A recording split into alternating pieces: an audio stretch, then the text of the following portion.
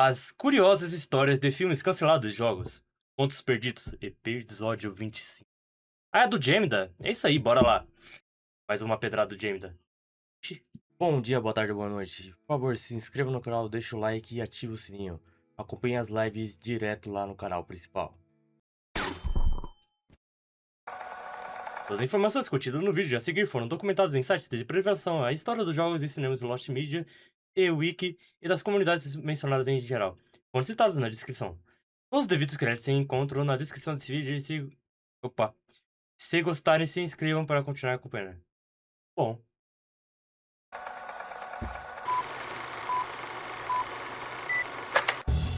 Alguns anos atrás, se você mencionasse as palavras filmes de jogos de videogame, já gerava um Eu só ia sentimento lembrar negativo. daquela bomba do Mortal Kombat e do Resident Evil. Ah, e do Mario. E do Mario também. Durante anos, adaptações cinematográficas do mundo dos Ou games filmes sempre sobre jogos, que também não ajudavam muito. levavam a um resultado patético, ou adaptando de um jeito extremamente sem vida e sem vontade de acertar, ou simplesmente descartando tudo que já era amado das histórias originais para trazer Tem que novas ser ético. visões que pareciam muito mais vergonha do que estava adaptando. Mas estranhamente, isso parece que mudou, né? Estamos numa renascença dessa forma de arte, com É, mas adaptações ainda de não- jogos é uma brilhantes bosta, que não tem entenderam nada a ver. finalmente que não tem problema Nesse mudar e quadro, o Gemini tem uma personalidade diferente dos outros vídeos.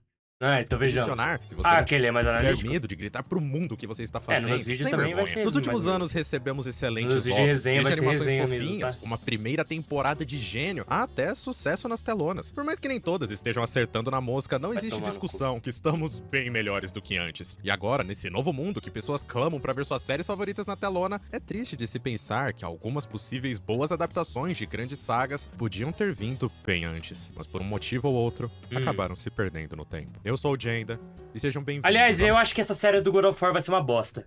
Acredito muito fortemente nisso. Sim. Mais um. Dead or Alive é um bom live action. Ah, tô ligado, existe um Dead or Alive, mas tipo... esse Dead or Alive, basicamente, eles juntaram um monte de mina e jogou numa ilha, você tem que se matar. Aí vai ser que nem o filme de Kill Bill, mais ou menos.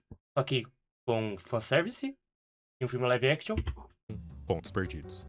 Isso aí.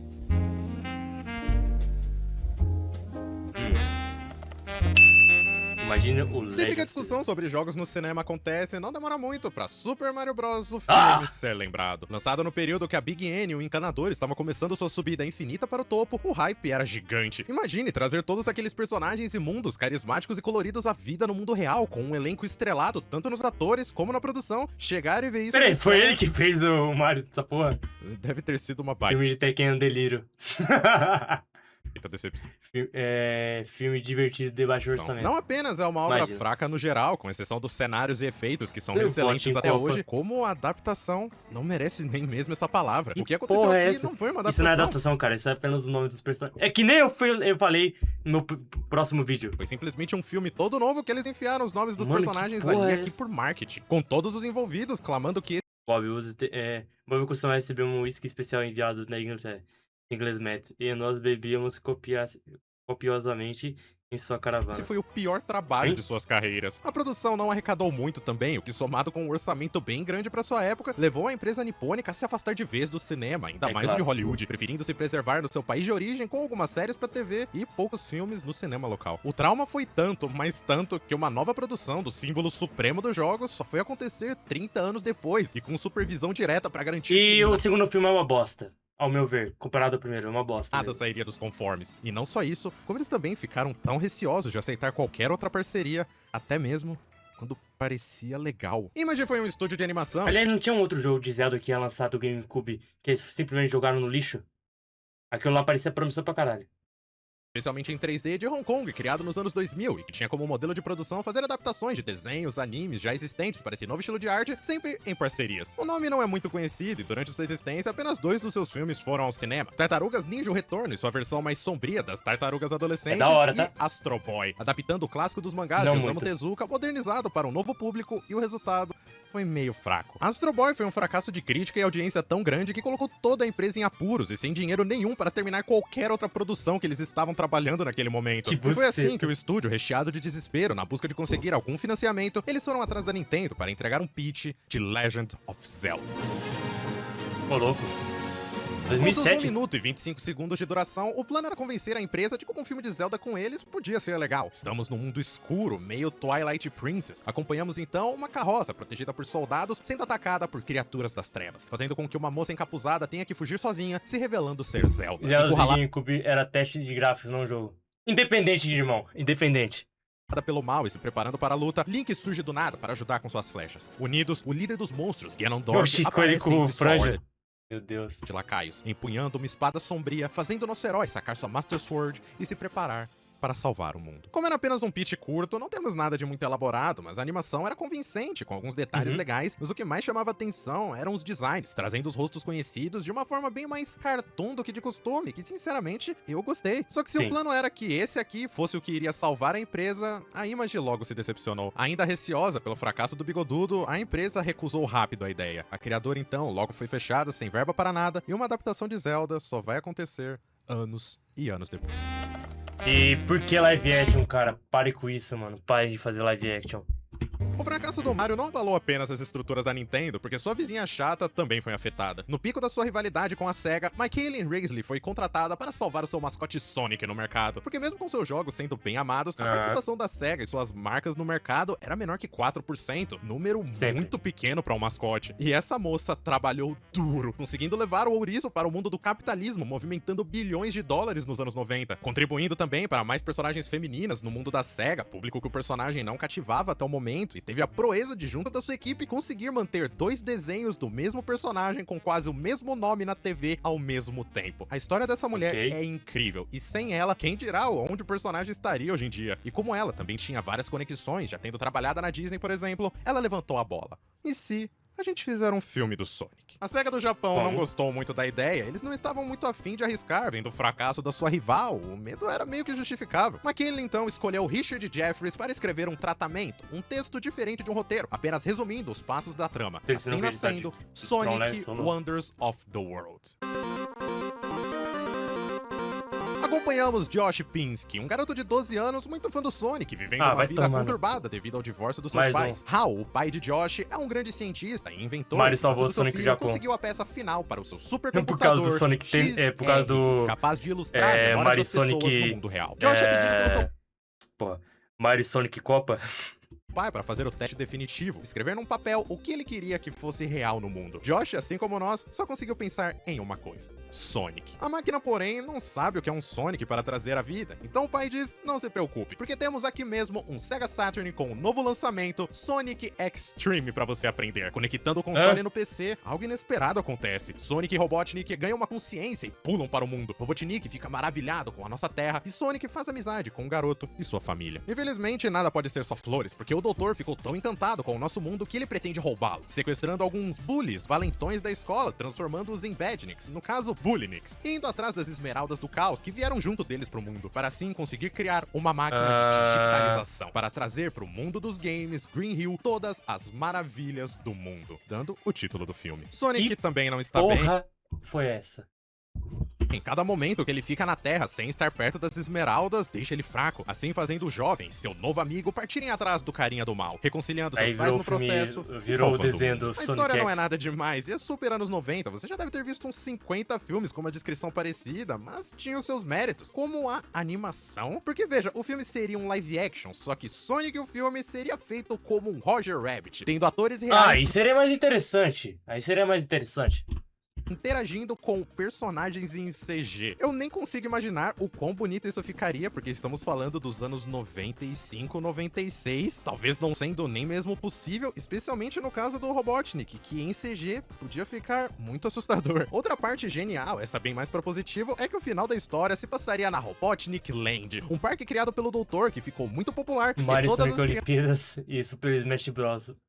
Mas pra Nintendo tava fazendo mais jogos com Sonic que a SEGA. Crianças que iam lá brincar eram robotizadas em segredo para serem mais obedientes com seus pais. Não, mas eu tava falindo por más decisões. Fox, escovando os dentes e comendo brócolis, e isso seria o motivo da luta final. Inegável que essa ideia besta tem um charme. Outra característica que é bem marcante, especialmente para fãs do ouriço, é que esse filme meio que seria uma grande propaganda de Sonic Extreme, o grande lançamento do Sonic para o novo Sega Saturn, mas que, como nós sabemos, meio que foi cancelado eventualmente. Não apenas isso, como infelizmente, quando o Richard estava começando a pensar no roteiro, ele recebeu uma ligação num dia aleatório dizendo que o acordo da Sega com a MGM foi cancelado e o filme não ia acontecer. Os motivos pra isso são misteriosos e praticamente nunca foram revelados direito, provavelmente tendo a ver ou com o fracasso do filme do Mario ou com a licença do personagem ser muito cara naquela época. Mas por sorte, em 2022, McKinley enviou para o público 6 das 8 páginas do tratamento, e só assim que pudemos conhecer essa história tão charmosa e talvez desse legal filme. Os três fomos roubados. O cancelamento de um projeto que parecia legal é sempre o pior de todos, ainda mais quando o motivo não justifica tanto assim. Não apenas com Sonic e Zelda, isso também aconteceu com o favorito meu, Sly Cooper. Essa foi uma série da PlayStation com jogos... Mano, eu nem lembro, nem sei que coisa é essa, Sly Cooper. Nunca vi, mano. Eu vi conhecer por causa de vídeo de outras pessoas. Nunca vi Sly Cooper. Plataforma bagulho da PlayStation. Misturados com stealth, onde acompanhamos Sly Cooper, um ladrão estiloso ensinado por sua família, Bentley, uma tartaruga super inteligente, o cérebro da operação, e Murray, o hipopótamo, os músculos, roubando itens valiosos de grandes vilões, enquanto eram perseguidos e normalmente ajudados por Carmelita Fox a salvar o mundo. 3 jogos da mais pura excelência, com uma gameplay e histórias fantásticas, grandes personagens, músicas, fases, era tudo brilhante. Até o 4º jogo tentar reviver a franquia depois do seu final, fazendo um trabalho meio mais ou menos, obliterando um pouco da sua história e terminando com um cliffhanger pra uma sequência que nunca deve vir. Mas foi nesse meio tempo que apareceu uma luz no fim do túnel. Sonic Extreme é uma bagunça. Hoje a Sonic deve ser interessante, quer muito adaptar seus jogos para a 7ª arte de todas as formas, mas essa vontade não é de agora, começou bem antes. 2016 veio a primeira tentativa, um filme animado em 3D de Ratchet & Clank, que também serviu de reboot para os jogos. E junto dele... Sabe o que é interessante desses jogos aí? Desse jogo aí? Que dá pra fazer a porra de um filme direto dentro da engine desse Ratchet & Clank aí, que eles usaram. Anúncio em 2014 de Sly Cooper, o filme. Todo produzido pelo mesmo time da atrocidade que foi Ratchet, até um trailer foi produzido para gerar o hype, e pra mim, ele veio. A animação era estilosa, cheio de personalidade, cortes rápidos, os dubladores fantásticos reprisando seu papel, e os novos designs mais realistas não me incomodavam não, na verdade eu até curti todos, apesar de ainda preferir o cel shading clássico no lugar, mas em 2015 tava super funcional. Alguns problemas existiam, claro, como o Murray ainda ser tratado como o gordo da equipe do que qualquer outra coisa, mas o charme da série aparentava. Qual o problema do gordo? Todo mundo gosta do gordo, pelo menos quando é gordo. Mas o gordo da Sony é abandonado e teve um novo jogo no lançamento do PS4. Tá falando desse Sly Cooper, você tá falando do Ratchet & Clank. Aliás, o Ratchet & Clank, eu tenho o jogo aqui, obviamente, por causa que é do PS5. Não, teve um jogo do PS4 também, do Ratchet & Clank, aí teve um jogo do lançamento do PS5 também. Sinceramente, não gostei. Não gostei por vários motivos.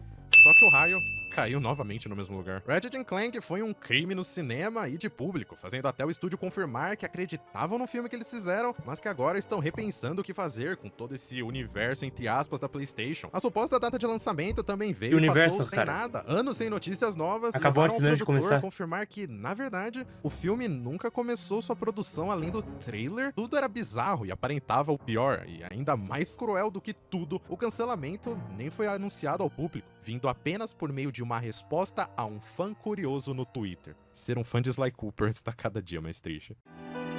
Meu Deus. Apesar do cinema ser uma forma de arte e a vontade de produzir... Culpa da Naughty Dog.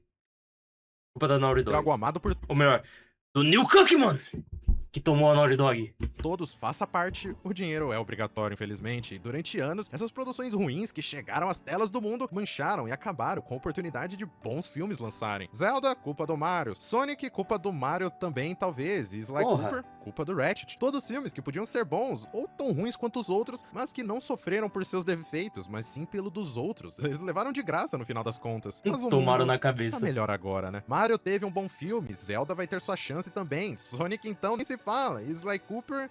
não custa sonhar, né? E por mais que essas novas versões lancem e sejam legais, só nos resta hoje imaginar o que perdemos com o Zelda CG, com as maravilhas de Sonic e com a maravilhosa aventura do ladrão. Toda produção de...